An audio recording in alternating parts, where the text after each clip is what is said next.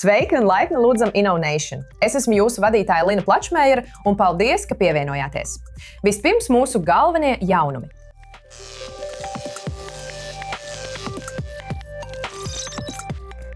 Mākslīgais intelekts ienāk tādās svarīgās jomās kā veselības aprūpe un aizsardzība.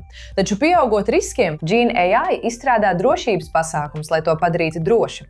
Mūsu Natāša Kierčika apmeklēja šo revolucionāro uzņēmumu.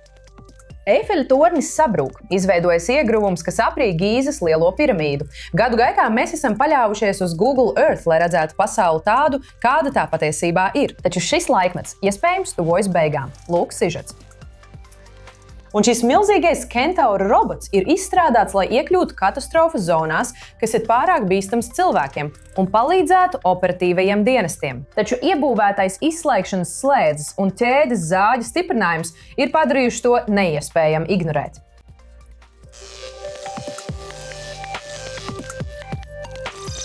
Divas Izraēlas universitātes ir iekļuvušas pasaules labāko 30-niekā mākslīgā intelekta talantu, pētījumu un jaunu uzņēmumu radīšanā.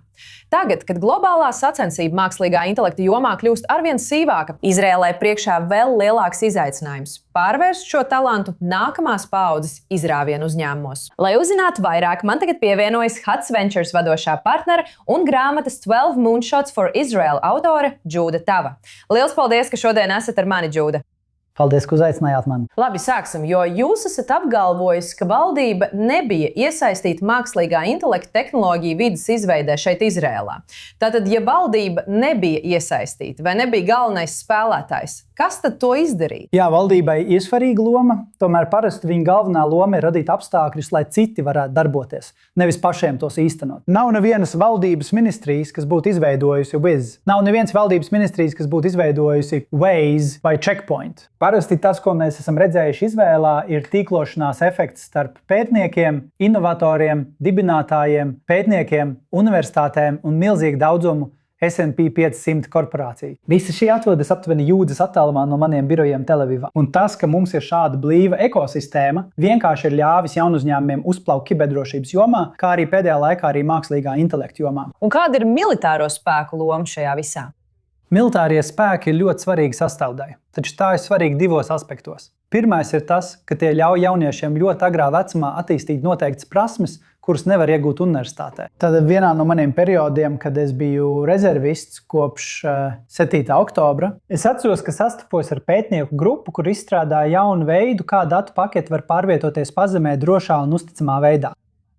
Tā bija pētnieku grupa, kuri bija ārkārtīgi jauni un to paveica milzīgi laikspiediena apstākļos, resursu trūkuma apstākļos, un kad viņiem patiesībā bija jāizgudro jaunas lietas, lai tas darbotos. Kura universitāte ļaus jums to darīt? Otra lieta, ko militārais dienests ļauj, ir tas, ka tūkstošiem cilvēku var redzēt vismodernākās tehnoloģijas reālā laikā, reālā darbībā, ļoti jaunā vecumā. Un tad es ļauju viņiem doties prom un radīt visu, ko viņi uzskata par labāko cilvēcei. Bet tas viss, par ko jūs runājat, ir reāla dzīves pieredze. Mēs tikko dzirdējām, ka divas Izraēlas universitātes ir ierindojušās starp 30 labākajām mākslīgā intelekta universitātēm pasaulē. Vai jūs domājat, ka nākotnē universitātes kļūs liekas? Patiesībā man ir brālis, kurš tikko pabeidza universitāti, un nedēļas nogalē mēs, pēc militārā dienesta pabeigšanas, runājām par universitātes vērtību. Es domāju, ka tas patiešām ir atkarīgs no tā, kā universitātes izlems rīkoties. Viens piemērs ir šeit, Izrēlā, un es par to esmu daudz rakstījis. Es domāju, ka universitātes varētu sasniegt daudz vairāk. Es zinu, ka šie fakti ir iespaidīgi. Mazai valstī tas, ka divas universitātes ir starp 30 labākajām.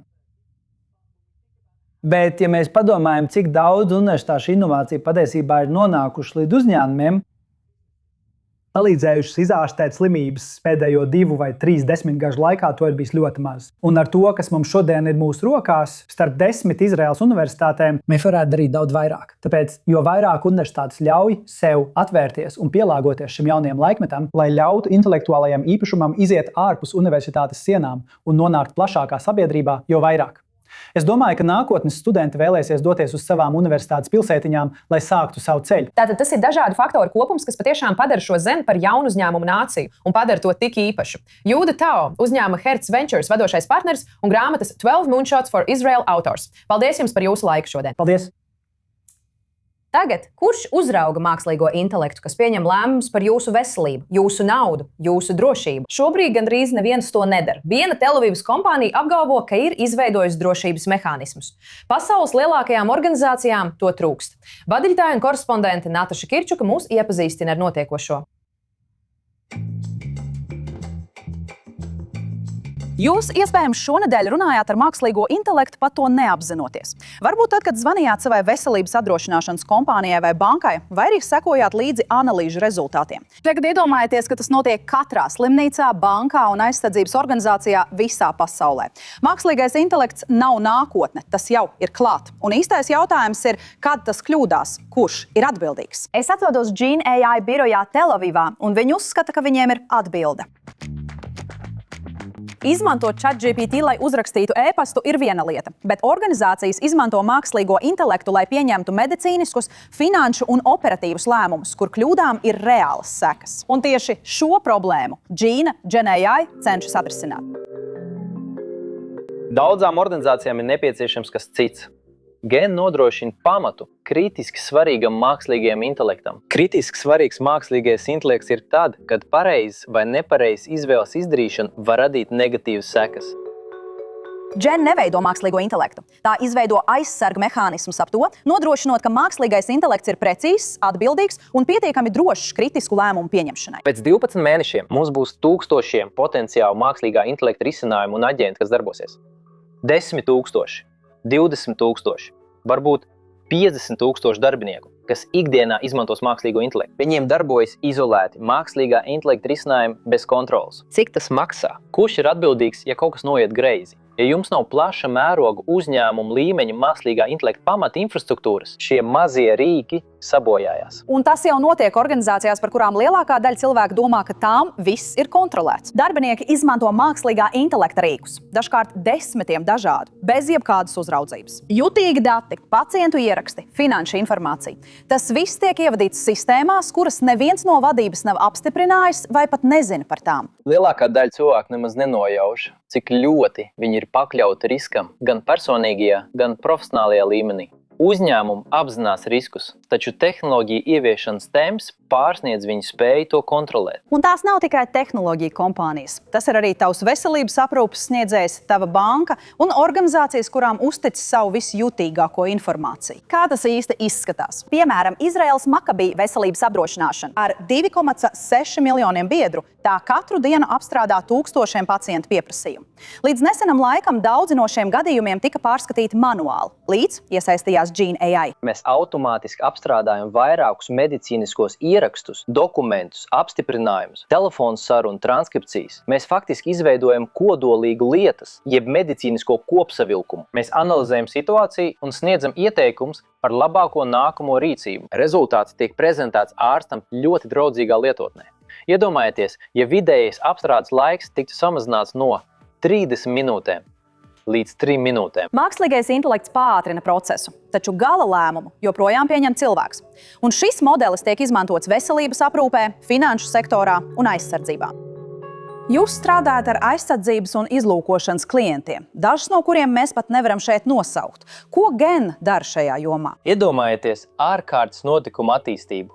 Tūkstošiem sensoru sniedz savus datus, video straumes, ziņojumi no cilvēkiem, telefonu zvani, kartes, dokumenti, attēli. Gen savieno punktus, tas analizē milzīgu datu un informācijas apjomu. Tas spēj identificēt jaunus modeļus daudz agrāk nekā cilvēki to spēj pamanīt. Aizsardzībā izaicinājums nav tikai precizitāte, tā ir drošība. Katrs mākslīgā intelekta pieprasījums, kas tiek nosūtīts ārpus organizācijas, ir dati, kas atstāja organizāciju.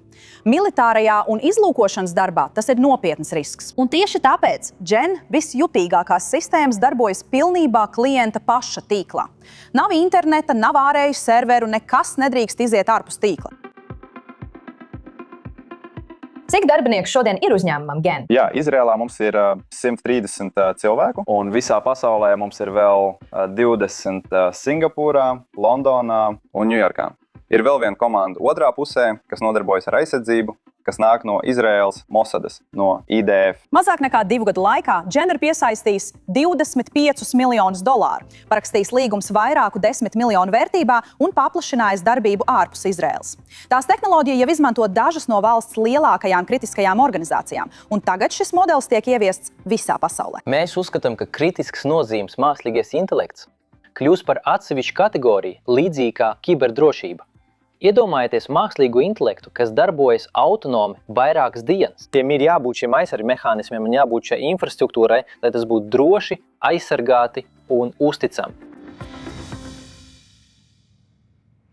Ļoti aizraujoši redzēt, kurp šis uzņēmums dosies. Tagad apmēram 90% senioru ASV vēlas novecot sevu māju komfortā. Šīs nākamais uzņēmums palīdz to padarīt iespējami, izmantojot mākslīgo intelektu, lai palīdzētu cilvēkiem dzīvot patstāvīgi, vienlaikus mazinot pieaugošo aprūpētāju trūkumu. Jūs varētu domāt, ka tas nozīmē kameras, kas uzrauga katru kustību, radot nopietnas privātuma bažas. Taču Sensei AI ir atradis citu veidu, kā to izdarīt, proti izmantojot skaņu. Lai uzzinātu vairāk, man tagad pievienojas Āde Marinovska, produktu direktore, un Dekela Ebelisa, datu zinātnes direktore uzņēmumā Sensei AI. Paldies jums abām, ka šodien esat kopā ar mani. Sāksim ar mūsu īso prezentāciju šodien. Es došu vārdu tev, Adi, kā produktu direktorei. Kad esi gatava, tev ir 60 sekundes. Ar ko nodarbojas Sensei AI? Labi. Sensei mērķis ir palīdzēt senioriem novecot ar cieņu savās mājās pēc iespējas ilgāk. Problēma ir tāda, ka mājas aprūpe šodien balstās tikai uz reaģēšanu uz problēmām. Ģimenes ir noraizējušās, aprūpētāji ir pārslogoti un aģentūras darbojas bez skaidras informācijas. Neviens patiesībā nesaprot un nezina, kas notiek starp vizītēm un pat vizīšu laikā. Izmantojot uz skaņu balstītu mākslīgo intelektu, Sensi identificē ar aprūpi un veselību saistītas skaņas un vārdus. Tas varētu liecināt par kaut ko, kam nepieciešama uzmanība. Kad kaut kas mainās, piemēram, palielinās krišanas risks, parādās agrīnas kognitīvo spēju pasliktināšanās pazīmes vai pat urīnceļa infekcijas simptomi, mēs to atklājam pirms tas kļūst par krīzi, un tas viss notiek neprasot neko no seniora. Nav jāvalkā nekas, nav jānospiež nekas, nav ar neko jādarbojas. Sensi ar to neapstājas. Mēs skatāmies uz aģentūrām holistiski, jo labākais veids, kā sniegt senioriem pienācīgu aprūpi, ir palīdzēt visiem, kas šo aprūpi nodrošina, koncentrēties uz vissvarīgāko. Tas nozīmē aprūpes komandai noderīgus ieskatus un šķēršļu mazināšanu visos darbības un izaugsmes procesos, kas nodrošina aģentūras darbību. Dekola, tad mans jautājums tev ir, kā jūs to darat? Jo, piemēram, nopūta vienam senioram var nozīmēt kaut ko pilnīgi citu nekā nopūta citam senioram. Tātad jūs sekojat datiem par katru senioru atsevišķi, vai arī jūs iegūstat informāciju no vienas lielas datubāzes? Jā, patiesībā tas ir gan. Mēs katram senioram apgūstam viņa personīgo bāzes līmeni, kā izklausās normāla diena tieši šim cilvēkam, viņa rutīnas, viņa ritmus. Un mēs izmantojam to, ko esam iemācījušies, analizējot milzīgu senioru populāciju un iespējams lielāko senioru audio ierakstu datubāzi pasaulē. Tāpēc mēs zinām, ko parasti nozīmē noteiktas skaņas un modeļi. Un mākslīgais intelekts tad nosaka vairāk nekā 100 dažādu ar aprūpi saistītu skaņas notikumu veidus. Daži ir balstīti uz fiziskām skaņām, piemēram, klepu vai varbūt skaņu, ko kāds izdod, kad nokrīt. Un citi ir sarunās iegūta ar aprūpi saistīta informācija, piemēram, aprūpētāja miedarbība, sauciens pēc palīdzības vai pat tieša sāpju vai citu simptomu pieminēšanu. Tas viss veido senioru novecošanas gaitas laika līniju. Un mēs to analizējam, salīdzinot gan ar viņu pašu sākotnējo stāvokli, gan ar visu, ko esam iemācījušies no tūkstošiem citu cilvēku. Un tieši šī kombinācija pārvērš neapstrādāto skaņu par reāliem atziņām. Tātad, kas īsti notiek, kad skaņas signalizē, ka kaut kas nav kārtībā? Kas notiek pēc tam? Jā, nepareizi var nozīmēt ļoti dažādas lietas. Ja tā ir ārkārtas situācija, piemēram, mēs konstatējam kritienu vai saucienu pēc palīdzības, mēs nekavējoties informējam aprūpes aģentūru, lai kāds varētu uzreiz reaģēt. Bet tas, ka kaut kas nav kārtībā, var izpausties arī daudz nemanāmāk. Aprūpes plāns, kas vairs neatbilst senioru vajadzībām vai agrīnas veselības pasliktināšanās pazīmes. Šādos gadījumos mēs informējam aģentūru, lai speciālists varētu rūpīgāk izvērtēt situāciju. Svarīgi ir tas, ka mēs pamanām gan krīzi, gan pēkšņas izmaiņas. Un bieži vien tas ir pats būtiskākais, jo tieši tad ir iespējams novērst nākamo krīzi. Tātad, Adi, pēdējais jautājums tev. Cik liels šobrīd ir aprūpētāju trūkums un vai Sensei AI ir risinājums? Labi. Jā, problēma ir milzīga. Saskaņā ar mūsu jaunākajiem pētījumiem, mājas aprūpē ir vairāk brīvu darba vietu nekā jebkurā citā profesijā ASV. Jebkurā brīdī vairāk nekā 60% aģentūru nav pietiekami daudz aprūpētāju, lai apmierinātu pieprasījumu. Tātad, vai Sensei ir risinājums? Es to pateikšu citādi. Nav iespējams vienkārši pieņemt darbā vairāk cilvēku, lai atrisinātu šo trūkumu. Sensei palīdz maksimāli izmantot katru aprūpes stundu un sniegt jēgpilnu aprūpi arī ārpus laika, kad aprūpētāji ir fiziski klāt. Mēs neaizvietojam cilvēku aprūpētāju. Cilvēciskais pieskāriens ir neaizvietojams, vai ne? Bet ar Sensei seniori var ilgāk palikt mājās. Krīzes tiek novērstas, nevis tikai pārvaldītas, un aprūpētāja laiks kļūst daudz nozīmīgāks. Jo padomāsim par situāciju. Ir milzīga atšķirība starp aprūpētāju, kurš ienāk pie jaunu klienta neko nezinot. Viņam nav ne jausmas, kāpēc Peggy, piemēram, šodien ir sliktā noskaņojumā. Un viena aprūpētāja, kas atnāk, zina, ka Peggyjai bija grūta nakts, ka viņa gandrīz nemaz negulēja. Un labākais risinājums būs vispirms ieteikt viņai pagulēt diendusu, pirms darīt jebko citu. Tas izklausās lieliski. Sistēma. Un es redzu, ka Deko sparīgi māja ar galvu. Tad jums ir liela pārliecība par šo sistēmu, tāpat kā man. Adi Marinovska un Deko Abelis, liels paldies, ka šodien bijāt kopā ar mani. Liels paldies! Tagad kā būtu, ja ātrās palīdzības jau zinātu, kur doties vēl pirms saņemts ārkārtas izsaukums? United Hatsala ievieš 20 jaunas, modernākās ātrās palīdzības automašīnas kopā ar mākslīgā intelekta sistēmu, kas spēj prognozēt, kur visticamāk notiks nākamais negadījums. Tas palīdz brīvprātīgajiem nokļūt tur ātrāk un labāk sagatavotiem. Tātad apskatīsim to. Tātad ieskatīsimies ātrās palīdzības automašīnas iekšpusē un paskatīsimies, kas šajās automašīnās ir tik īpašs. Izraēlas lielākā brīvprātīgo neatliekamās palīdzības organizācija United Hatsala ir pievienojusi savai autoparkam 20 modernākās paaudzes ātrās palīdzības automašīnas, kas ir pilnībā aprīkotas un gatavas glābt dzīvības. Šeit ir augsti griesti, vismodernākais aprīkojums šajos skapjos visapkārt.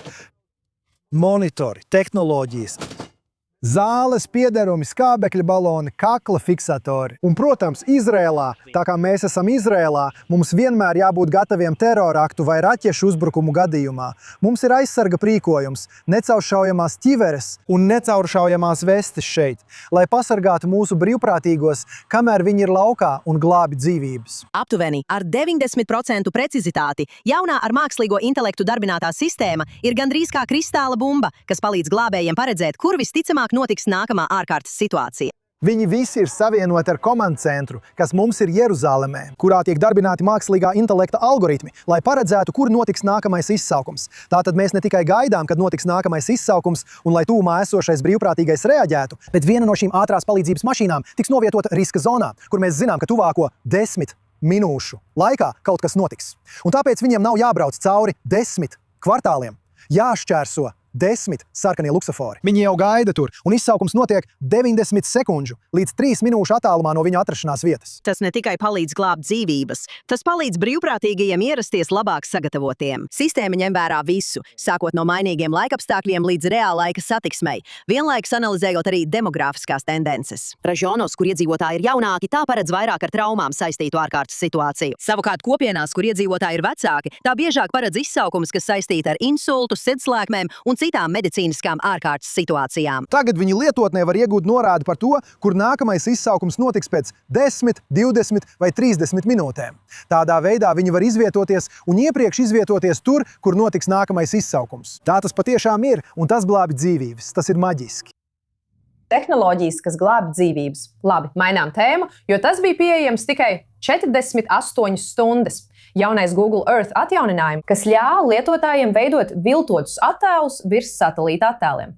Protams, internets sajuka prātā ar šo Nano Banana 2 mākslīgā intelekta attēlu ģeneratoru. Es šo nosaukumu neizdomāju. Tika veidoti attēli, piemēram, sabrukusi Eifeļa tornis, iegrūms, kas aprīk Gīzes lielo piramīdu, bet arī bīstamāki attēli, piemēram, Krievijas tanki Ukrainas galvaspilsētā. Lai to apspriestu, man studijā pievienojies mūsu korespondents Džo Brauns. Sveiks, Džo! Paldies, ka esi šodien ar mani. Sveika, Lin! Ko gan Google domāja, jo mēs zinājām? Mēs zinājām, ka tas notiks, vai ne? Mēs zinājām, ka cilvēki izmantos šo iespēju un pilnībā izmainīs realitāti. 100% šķiet, ka tehnoloģiju uzņēmumi šo lietu vēl nav sapratuši. Kad vien tu kaut ko radi, tev jāpadomā, ko sliktākais cilvēks pasaulē varētu izdarīt, lai pārvērstu to par kaitējuma avotu. Tieši tā, viņi izmanto likumus, kā arī mākslīgā intelekta straujo attīstību un tā iespējas. Tas ir kaut kas šīm organizācijām jāņem vērā. Tātad, ja tev Google Earth ir kaut kas tāds, kas ļauj tev burtiski mainīt pasauli, tev jāpadomā labi, vai to varētu izmantot ļaunprātīgiem nolūkiem. Tātad, piemēri, kurus tu minēji, es redzēju kaut ko internetā, kur cilvēki lika lidmašīnām ietriekties torņos Ņujorkā. Tieši ar to cilvēki nodarbojas tiešsaistē. Tātad vēl viena problēma ar to ir tā, ka mākslīgā intelekta noteikšanas sistēmas, tostarp Google izmantotās sistēmas, kā arī OpenAI un Anthropic, tās nespēja noteikt, ka šie attēli ir radīti ar mākslīgo intelektu, kas tikai apliecina, cik laba ir nanobanana attēlu ģenerēšana. Bet fakts ir tāds, ka Google tas ir jāpakļauj ļoti stingrai testēšanai, pirms viņi to izlaiž. Tieši uz to cilvēki norāda, kad saka, ka šie mākslīgā intelekta uzņēmumi rīkojas bezatbildīgi ar savām izstrādēm. Viņi vēlas būt pirmie, kas izmēģina šo jauno lietu. Viņi vēlas būt pirmie, var teikt, piemēram, skatieties, mums ir kaut kas objektīvi pārsteidzošs. Google Earth. Mēs pievienosim mākslīgo intelektu, lai padarītu to vēl labāku. Un par to viņiem vajadzēja padomāt jau iepriekš. Un tieši tāpēc tikai dažu stundu laikā bija pilnīgi skaidrs, kas notiks. Tāpēc viņi to ir apturējuši, viņi to nav pilnībā izņēmuši. Viņiem ir jāveic daudz vairāk testēšanas. Bet tas pierāda, ka tas bija ļoti praktiski, priekšlaicīgi savā izlaišanā. Nē, īpaši, kad tu saki, ka mākslīgais intelekts pat nepamanīja, ka tas bija viltots, jo tur bija dinozauri kaut kur mežā, kas staigā apkārt. Es kaut kur redzēju, ka Islandē bija iegruvums. Un kā ar Bibi Nana Banana 3? Man tas jāpasaka pareizi. Banana. Problēma nav ar nanobanāna. Tas ir Google mākslīgā intelekta attēlu ģenerators. Ir daudz šādu lietu, piemēram, Grok, kuram, protams, ir bijušas savas problēmas. OpenAI visiem galvenajiem ir šīs attēlu veidošanas iespējas, un tās turpinās attīstīties. Būs arī Nanobanana 3. Vai tas tiks ieviests Google Earth, ir cits jautājums, un tas ir kaut kas, par ko viņiem būs jāizlemj, kad nākotnē viņi spēs to pienācīgi palaist. Paskatīsimies, kā tas viss attīstīsies. Un, protams, mēs atkal jūs uzaicināsim, lai par to parunātu. Joe Browns, 24 News korespondents. Paldies par jūsu laiku! Atkāpies Terminators, jo pilsētā ir jauns šerifs. 6 pēdas garš glābšanas robots ar motorzāģi, protams, piesaista uzmanību ne tikai ar savu izskatu, bet arī ar to, ko tas spēj paveikt, kad viss noiet greizi. Nosaucts par 3 puses, šis Sen Centaur robots ir izstrādāts, lai dotos tur, kur glābēji nevar nokļūt. Piemēram, meža ugunsgrēku gadījumā, katastrofu zonās un toksiskās rūpnieciskās teritorijās. Taču tā izstrādātāji ir publicējuši arī detalizētas instrukcijas, kā ārkārtas situācijā atslēgt vai pat iznīcināt robotu, izmantojot iebūvēto tā saukto izslēgšanas slēdzi. Uzņēmums apgalvo, ka Sen Centaur ir, citēju, bīstamāks nekā izskatās, kamēr internets ir sajūsmā un vienlaikus baidās, diskutējot, vai no šī jaunā robota briesmoņa būtu jābaidās vai jāabrīno. Un aizmirstiet par vilkšanu pa labi vai pa kreisi. Hinge dibinātājs uzskata, ka iepazīšanās nākotne, protams, ir mākslīgais intelekts. Justins Makleots ir piesaistījis $18 miljonus savai jaunajai kompānijai Overtone, kas sola rūpīgi atlasītus iepazīstinājumus, bezgalīgu profilu, atzīmju patīk un sakritību vietā. Platforma izmanto mākslīgo intelektu, lai iepazītu lietotājus caur viņu pašu balsi, un pēc tam paskaidro, kāpēc uzskata, ka 2 cilvēki ir laba sadarība. Tā ir atšķirīga pieeja, vairāk kā savedējs, ja tā var teikt, jo iepazīšanās lietotņu nogurums pieaug. Gandrīz 8 no 10 lietotājiem atzīst, ka ir izsmelti no šīs vilkšanas pieredzes.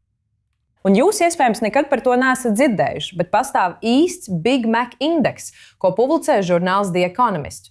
Izraela tagad ieņem 2. vietu pasaulē visdārgākā Big Mac ziņā, uzreiz aiz Šveices. Un tas ir liels kāpums salīdzinājumā ar iepriekšējo reitingu pagājušā gada janvārī, kad Izraela ieņēma 8. vietu. Aiz Izraēlas pēkšņā kāpuma uz 2. vietu indeksā slēpjas 2 faktori – strauji Big Mac cenas pieaugums Izraēlā un šekela vērtības pieaugums attiecībā pret ASV dolāru.